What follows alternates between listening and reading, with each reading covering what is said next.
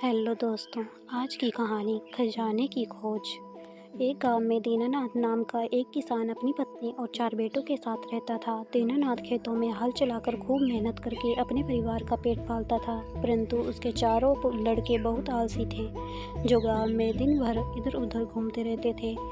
एक दिन दीनानाथ ने अपनी पत्नी से बोला कि अभी तो मैं खेत में काम कर रहा हूँ, लेकिन जब मैं बूढ़ा हो जाऊँगा तो इन लड़कों का क्या होगा?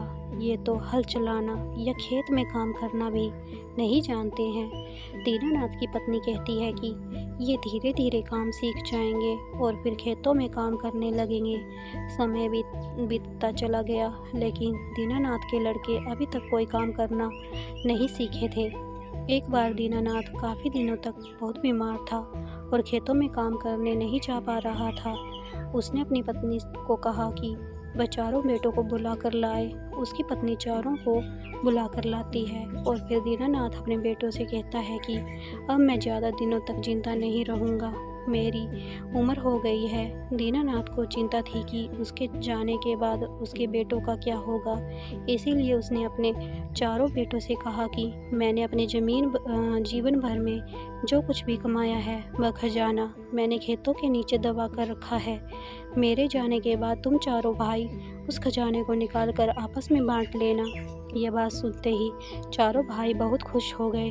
कुछ समय के बाद दीनानाथ की मृत्यु हो गई और उसकी मृत्यु के कुछ दिन बाद उसके चारों बेटे खेत में दबा खजाना निकालने गए और उन्होंने सुबह से लेकर शाम तक सारा खेत खोद दिया, लेकिन उन्हें कोई भी खजाना नहीं मिला।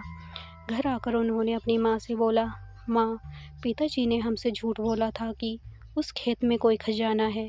हमने पूरे खेत की खुदाई की, लेकिन कोई खजाना नहीं मिला। उसकी माँ ने बताया कि तुम्हारे पिताजी ने अपने जीवन में यही खेत और घर कमाया है।